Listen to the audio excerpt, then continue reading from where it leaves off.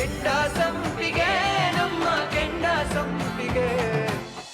ಅಬ್ಬ ಎಷ್ಟು ಚೆನ್ನಾಗಿ ಹೆಂಡ್ತಿನ ಕಾಳಜಿ ಮಾಡ್ತಿದ್ದಾನೆ. ಹೆಂಡ್ತಿ ಮೇಲಿರೋ ಪ್ರೀತಿನ ಎದೆಯೊಳಗೆ ಇಟ್ಕೊಂಡ್ರೆ ಆಚೆ ಬರಲ್ಲ ಅಂತ ಅಂದ್ಕೊಂಡಿದ್ದಾನೆ. ಕಾಳಜಿ ಮಾಡೋ ಸಂದರ್ಭ ಬಂದಾಗ ಪ್ರೀತಿ ಯಾರನ್ನೂ ಹೇಳ್ದೆ ಕೇಳದೆ ಆಚೆ ಬಂದ್ಬಿಡುತ್ತೆ. ಈ ಜೋಡಿಗೆ ಯಾರ ದೃಷ್ಟಿನೂ ಬೀಳದೇ ಇರಲಿ. ನಿಮ್ಮಿಬ್ಬರು ಪ್ರೀತಿ ಕಾಳಜಿ ಬೆಳೆಯೋದಕ್ಕೆ ನಾನು ಬಿಡಲ್ಲ.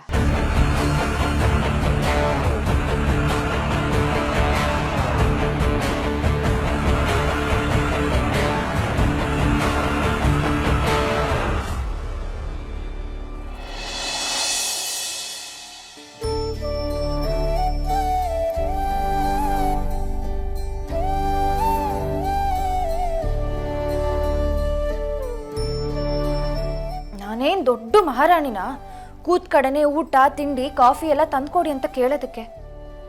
ಛೇ, ಹೊರಗಡೆ ಹೋದ್ರೆ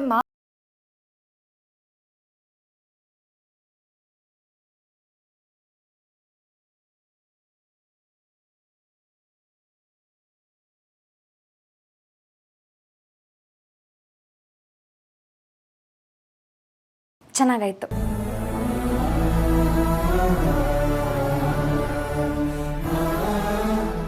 ಅತ್ತೆ, ನನಗೆ ರೂಮಲ್ಲೇ ಇರೋಕೆ ಒಂಥರ ಆಗ್ತಿದೆ.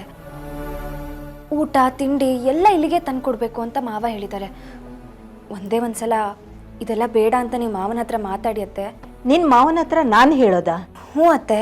ಬೆಳಗ್ಗೆ ಜಾನ್ವಿಗೆ ಚಾರ್ಜ್ ಮಾಡ್ತಾ ಇದ್ರು, ತಿಂಡಿ ತಗೊಂಡು ಹೋಗಿ ಕೊಟ್ಟಿಯೋ ಇಲ್ವೋ ಅಂತ. ಅದರಿಂದ ಏನಾದರೂ ಹೆಚ್ಚು ಕಡಿಮೆ ಆದರೆ ನಾವು ಸುಮ್ಮನೆ ಇರಲ್ಲ ಅಂತ ಗದರಿಸಿದ್ದಾರೆ.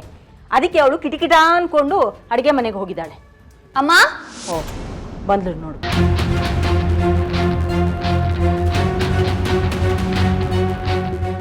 ಅಮ್ಮ, ಅಪ್ಪಂಗೆ ಹೇಳ್ಬಿಡು ನಂಗಿದೆಲ್ಲ ಆಗಲ್ಲ ಅಂತ. ನಿನ್ನೆ ಡೈನಿಂಗ್ ಟೇಬಲ್ ಹತ್ರ ದೊಡ್ಡದಾಗಿ ಮಾತಾಡ್ದೆ, ಈಗ ಅನ್ಭವ್ಸು.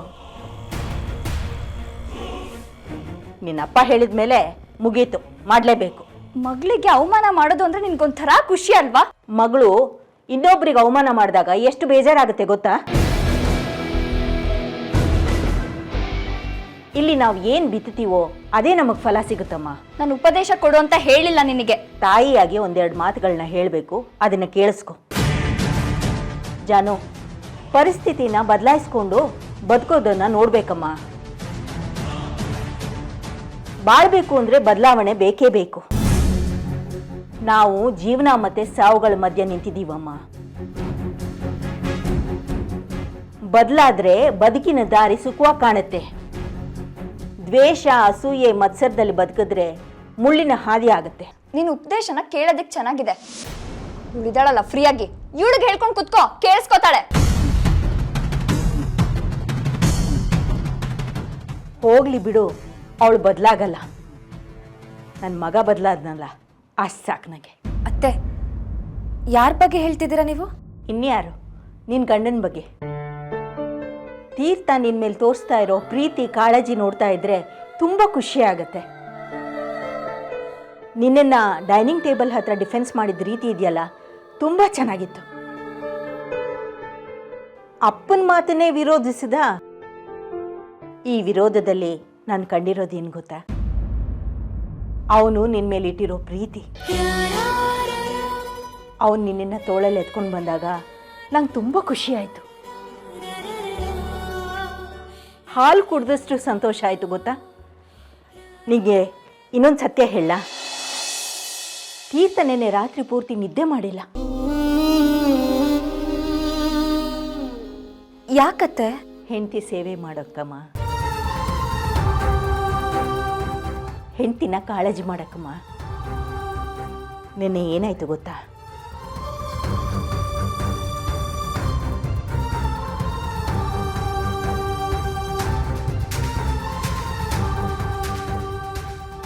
ಇಡೀ ರಾತ್ರಿ ನಿನ್ನನ್ನು ಎಚ್ಚರವಾಗಿ ನೋಡ್ಕೋತಾ ಇದ್ನಮ್ಮ.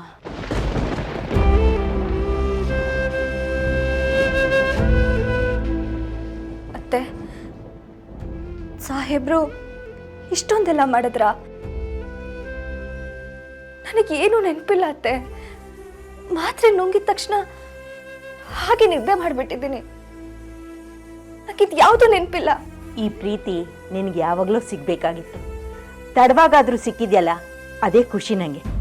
ಓಹೋ, ಪ್ರೀತಿ ಅಂತೆ ಪ್ರೀತಿ, ನಿರ್ವಾಹಕ್ಕಿಲ್ಲದ ಪ್ರೀತಿ. ಅಲ್ಲಿ ನನ್ನ ಮಗ ನಿದ್ದೆ ಇಲ್ದಲ್ಲಿ ಪರಿತಪಿಸ್ತಾವನೆ, ಇಲ್ಲಿ ಪ್ರೀತಿ ಬಗ್ಗೆ ಭಾಷಣ ಬಿಗಿತಾವಳೆ. ನನ್ನ ಮಗನ ನಿದ್ದೆ ಕಿತ್ಕೊಂಡ್ಲಲ್ಲ ನಿನ್ ಸೊಸೆ. ನನ್ನ ಮಗ 2 ದಿವಸದಿಂದ ನೋಡ್ತಾ ಇದ್ದೀನಿ, ಕೆಲ್ಸಕ್ಕೆ ಹೋಗಿಲ್ಲ. ಬದಲಾಗಬೇಕು ನಿಜ, ಆದ್ರೆ ಈ ಮಟ್ಟಕ್ಕ ಎಂಟಿಗೆ ದಾಸ ಆಗೋ ಮಟ್ಟಕ್ಕೆ ಅಬ್ಬಬ್ಬಬ್ಬಬ್ಬಬ್ಬ ನಾನು ಎಲ್ಲೂ ನೋಡ್ಲಿಲ್ಲಪ್ಪ ಪ್ರಪಂಚದಲ್ಲಿ. ಯಾಕ್ರಿ ಹಾಗೆಲ್ಲ ಮಾತಾಡ್ತೀರಾ? ನಾನು ಹುಷಾರ್ ತಪ್ಪಿದಾಗ ನೀವು ನನ್ನ ಆರೈಕೆ ಮಾಡಿಲ್ವಾ? ನಾನು ಎಷ್ಟೋ ಸರ್ತಿ ಹೇಳಿದ್ದೀನಿ, ನೀವ್ಯಾಕೆ ನನ್ನ ಆರೈಕೆ ಮಾಡ್ತೀರಾ ಅಂತ. ಗಂಡ ಆದವನು ಹೆಂಡತಿ ಆರೈಕೆ ಮಾಡದೆ ಮತ್ಯಾರ ಆರೈಕೆ ಮಾಡಬೇಕು ಅಂತಿದ್ರಿ? ಈಗ ತೀರ್ಥ ಮಾಡಿರೋದು ಅದನ್ನೇ. ತೀರ್ಥ ಗಂಡನ ಕರ್ತವ್ಯ ಮಾಡಿದ್ದಾನ್ರಿ, ಅದ್ರಲ್ಲಿ ತಪ್ಪೇನಿದೆ? ಅಯ್ಯೋ, ಮಗನ್ ಬೈದ್ರೆ ಸಾಕು ಹಂಗೆ ಸರ್ರ ನನ್ ಕೋಪ ಬಂದ್ಬಿಡ್ತಲ್ಲ ನಿನ್ಗೆ. ಬೆಂಕಿನೇ ಉಗುಳ್ತೀಯ ನನ್ನ ಮೇಲೆ. ಓಹೋ, ಇದೇನಿದು ತಿಂಡಿ ತಾನೆ? ಬಿಸಿ ಬಿಸಿ ತಿನ್ಬೇಕು, ಗೊತ್ತಾಯ್ತಾ? ಆಯ್ತು ಮಾವ, ಆಯ್ತು. ಆಹಾ, ನೋಡೋ, ನಾನು ಅವಳ ಮೇಲೆ ಕಾಳಜಿಯಿಂದ ಹೇಳಿದ್ದಲ್ಲ, ಗೊತ್ತಾಯ್ತಾ? ವಯಸ್ಸಾದವರು, ನಾನು ನಿನ್ನ ಟೇಬಲ್ ಅಲ್ಲಿ ಕೂತಿರ್ತೀವಿ, ಅವಳು ಬರೋದು, ಅವಳು ಜ್ವರನ ನಮ್ಗೆಲ್ಲ ಹಂಚೋದು, ಇದು ಬೇಕಾ? ಯೋಚನೆ ಮಾಡು. ಅಲ್ಲ ರೀ, ನಿಮ್ಗೆ ಇವಳಿಗೆ ಬೈದೇ ಇದ್ರೆ ಸಮಾಧಾನನೇ ಇರಲ್ವಾ? ಬನ್ರಿ, ನಿಮ್ ಜೊತೆ ಮಾತಾಡ್ಬೇಕು.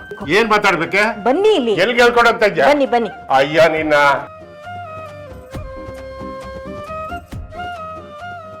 ಅಯ್ಯೋ ಅಯ್ಯೋ ಅಯ್ಯೋ, ಎಲ್ಲಿಗೆ ಹೇಳ್ಕೊಂಡು ಹೋಗ್ತಾ ಇದೀಯ? ಒಳ್ಳೆ ನಾಯಿ ಮರಿತಾರ. ಅಲ್ರಿ, ಆ ಹುಡುಗಿಗೆ ಬೈದೆ ಸುಮ್ನಿರಕ್ ಆಗೋದೇ ಇಲ್ವಾ ನಿಮ್ಗೆ? ಯಾವಳೆ ಇವಳು? ನಾನೇಲೇ ಬೈದೆ? ಬಿಸಿ ಬಿಸಿಯಾಗಿ ಟೈಮ್ ಟು ಟೈಮ್ ಊಟ ಮಾಡಮ್ಮ, ನೆಮ್ಮದಿಯಾಗಿ ಮಲ್ಕೊಂಡು ರೆಸ್ಟ್ ತಗೊಳಮ್ಮ, ಜೋರಾಗಿ ಓಡಾಡಬೇಡ ಅಂತ ಹೇಳೋದು ಬೈಗಳನ? ಬಿಡು ಬಿಡು, ಇನ್ಮೇಲಿಂದ ಯಾರನ್ನು ಬೈಯಲ್ಲ ನಾನು. ಸರಿ, ಈಗ ಯಾಕೆ ಇಲ್ಲೇ ನಿಂತಿದ್ದೀರಾ? ನಡೀರಿ ಕೆಳಗೆ. ನನಗೆ ಟೆರೆಸ್ ಮೇಲೆ ಕೆಲಸ ಇದೆ. ಏನ್ ಕೆಲ್ಸ? ಅದೇ ಕಡೆ CCTV ಸರಿಯಾಗಿ ಬರ್ತಾ ಇಲ್ವಲ್ಲ, ಅದನ್ನೊಂದು ಸ್ವಲ್ಪ ಕರೆಕ್ಟಾಗಿ ಸೆಟ್ ಮಾಡ್ಬಿಟ್ಟು ಬರ್ತೀನಿ. ನೀನು ನಡಿ. ಹಾ ಸರಿ, ಹುಷಾರು. ಆಯ್ತಾಯ್ತು, ನಡಿ, ಕೆಳಗಡೆ ನಡಿ. ಏನೋ ಮರ್ತನಲ್ಲ.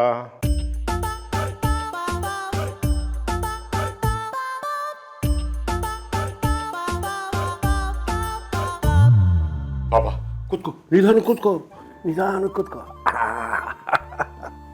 ಯಾಕೆ ಮಾವ? ಒಪ್ಪದೆ ಕಡೋ ನಿನ್ನ. ಯಾಕೆ ಅಂತೀಯ? ಎಂತ ಪವಾಡ ಮಾಡ್ಬಿಟ್ಟಿ ನೀನು. ನಾನೇನ್ ಮಾಡ್ದೆ ಮಾವ?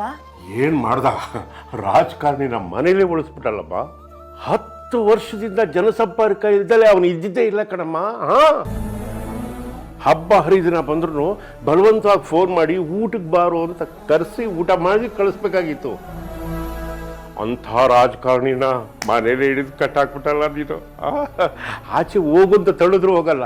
24 ಗಂಟೆ ನೀನು ಸೇವ್ ಮಾಡ್ಕೊಂಡೇ ಇದ್ದಾನೆ. ಕದ್ದ. ನಿಮ್ಮ ಮತ್ತೆ ಹೇಳಿದ್ದು 100% ನಿಜ ಕಣ. ಅವನು ನಿನ್ನ ಮೇಲೆ ಪ್ರಾಣನೇ ಇಟ್ಟಿದ್ದಾನೆ. ನೀನು ಅಂದರೆ ಅವನಿಗೆ ಪಂಚ ಪ್ರಾಣ ಕಣಪ್ಪ. ಭಗವಂತ ಕೊನೆಗೂ ನಮ್ಮ ಆಸೆ ಕೈ ಕೊಡಿಸ್ತೆ ಕಣಪ್ಪ. ಈ ಸಂಬಂಧ ಹಿಂಗೆ ಗಟ್ಟಿಯಾಗಿರ್ಬೇಕು ಮಗಳೇ. ಎಲ್ಲ ನಿಮ್ಮ ಆಶೀರ್ವಾದ ಮಾವ. ನನ್ನ ಆಶೀರ್ವಾದ ಯಾವತ್ತೂ ಇದ್ದೇ ಇರುತ್ತಮ್ಮ. ಜೊತೆಗೆ ಭಗವಂತನ ಆಶೀರ್ವಾದನೂ ಇರಬೇಕು. ಅದಕ್ಕೋಸ್ಕರನೇ ದೇವಸ್ಥಾನಕ್ಕೆ ಹೋಗಿ ಕುಂಕುಮಾರ್ಚನೆ ಮಾಡಿಸ್ಕೊಂಬಂದಿದ್ದೀನಿ. ತಗೋಕಂದ, ಇದನ್ನೊಂಚೂರು ಹಣೆಗಿಟ್ಕೊಂಬಿಡು, ಅವಾಗ ನನಗೊಂದು ಸ್ವಲ್ಪ ಸಮಾಧಾನ ಆಗುತ್ತೆ. ತಗೋ ತಗೋ ತಗೋ ತಗೋ ತಗೋ.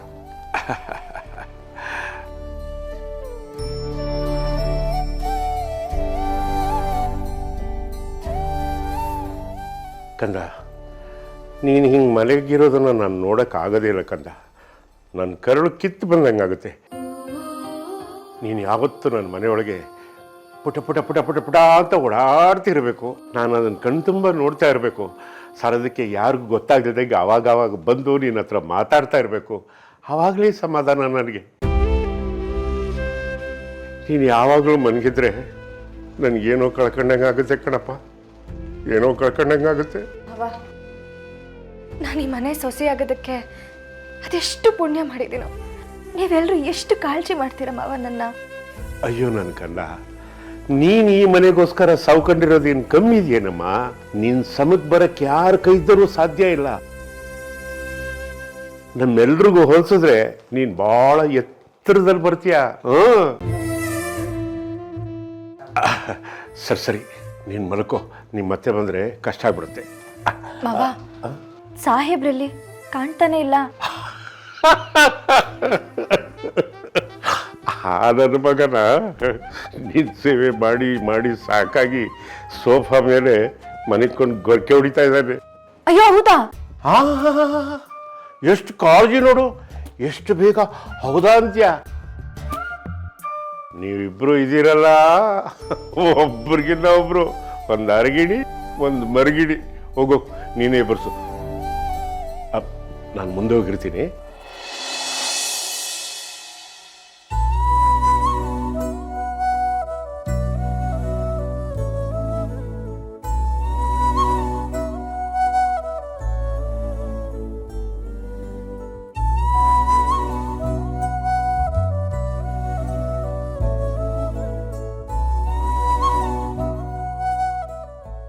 ಸಾಹೇಬ್ರೆ,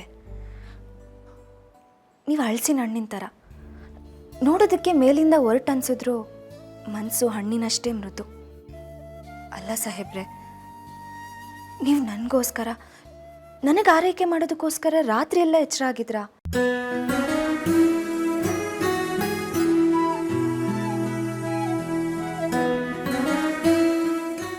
ಯಾವ ಜನ್ಮದ ಸಂಬಂಧನೋ ಏನೋ, ನಾನು ನೀವು ಒಂದಾಗಿದ್ದೀವಿ. ಆ ದೇವ್ರ ಇಚ್ಛೆ ಇಲ್ಲದೆ ಒಂದು ಉಳ್ಕಡ್ಡಿನೂ ಅಲ್ಲಾಡಲ್ಲ ಅಂತ ಹೇಳ್ತಾರೆ. ಅಂಥದ್ರಲ್ಲಿ ನಾವಿಬ್ರು ಮದುವೆನೇ ಆಗಿದ್ದೀವಿ ಅಂದರೆ ಅದರಿಂದ ಏನೋ ಮಹತ್ಕಾರಿ ಆಗೋದಿದೆ ಅಲ್ವಾ ಸಾಹೇಬ್ರೆ? ಸುಮ್ಮನವ್ರೆ, ನೀವು ಇಲ್ಲೇನು ಮಾಡ್ತಿದ್ದೀರಾ? ಸಾಹೇಬ್ರೆ, ನೀವು ಯಾಕೆ ಇಲ್ಲಿ ಬಂದು ಮಲ್ಕೊಂಡಿದ್ದೀರಾ? ಅದೇನೋ ಗೊತ್ತಿಲ್ಲ ಸುಮ್ಮನವ್ರೆ. ನಿನ್ನೆ ರಾತ್ರಿ ನಿದ್ದೆ ಮಾಡಿದ್ರು ಇವಾಗಲೂ ನಿದ್ದೆ ಬರ್ತಾ ಇದೆ. ಅದಕ್ಕೆ ಇಲ್ಲಿ ಬಂದು ಕೂತ್ಕೊಂಡೆ. ಯಾವಾಗ ನಿದ್ದೆ ಮಾಡಿದೆ ಅಂತಲೇ ಗೊತ್ತಾಗಲಿಲ್ಲ.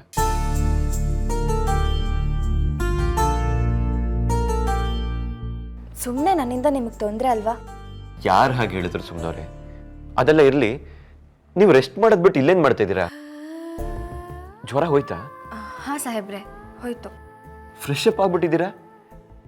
ಜ್ವರ ಇದ್ದಾಗ ಸ್ನಾನ ಮಾಡಬಾರ್ದು. ಜ್ವರ ಕಮ್ಮಿ ಆಯಿತು ಸಾಹೇಬ್ರೆ.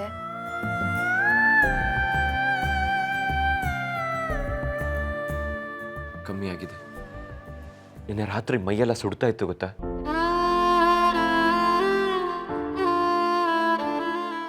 ಸಾಹೇಬ್ರೆ, ಒಳಗಡೆ ಬನ್ನಿ, ಅಲ್ಲೇ ಮಲ್ಕೊಳ್ಳಿ. ಸುಮ್ಮನವ್ರೆ, ನೀವು ಹೋಗಿ ರೆಸ್ಟ್ ಮಾಡಿ. ನಾನು ಹೋಗಿ ತಿಂಡಿ ತರ್ತೀನಿ. ಸಾಹೇಬ್ರೆ, ನನ್ನ ತಿಂಡಿ ಆಯಿತು. ನೀವು ನನ್ನ ಬಗ್ಗೆ ಯೋಚನೆ ಮಾಡೋದು ಬಿಟ್ಟು ಬನ್ನಿ, ಅಲ್ಲಿ ಮಲ್ಕೊಳ್ಳಿ. ಬನ್ನಿ ಬನ್ನಿ ಸಾಹೇಬ್ರೆ.